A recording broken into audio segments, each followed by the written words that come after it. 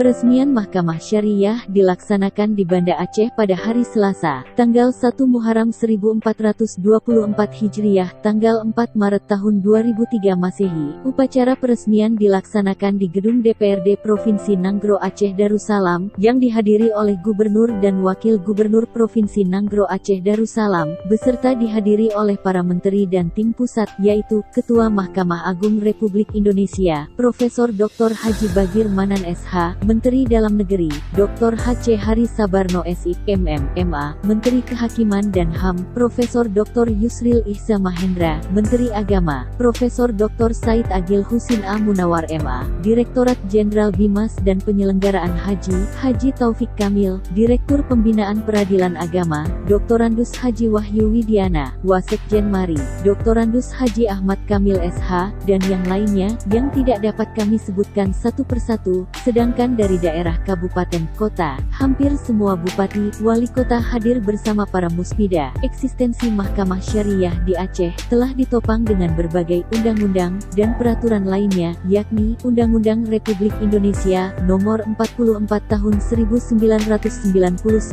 tentang penyelenggaraan keistimewaan Provinsi Daerah Istimewa Aceh, Undang-Undang Republik Indonesia Nomor 18 Tahun 2001, Otonomi Khusus bagi Provinsi Daerah Istimewa Aceh sebagai Provinsi Nanggro Aceh Darussalam, Konun Provinsi Nanggro Aceh Darussalam Nomor 10 Tahun 2002 tentang Peradilan Syariat Islam, menetapkan Mahkamah Syariah bertugas dan berwenang memeriksa, memutus, dan menyelesaikan perkara-perkara pada tingkat pertama dalam bidang ahwal al-syahsiyah, hukum keluarga, muamalah, hukum ekonomi perdata, dan jinayah, hukum pidana Islam.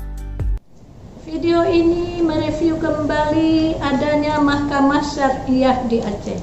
Mahkamah Syariah adalah satu-satunya lembaga pengadilan agama yang ada di Indonesia yang memiliki kewenangan jinayat pidana di samping kewenangan lainnya, sehingga nasional dan internasional menaruh perhatian terhadap lembaga ini.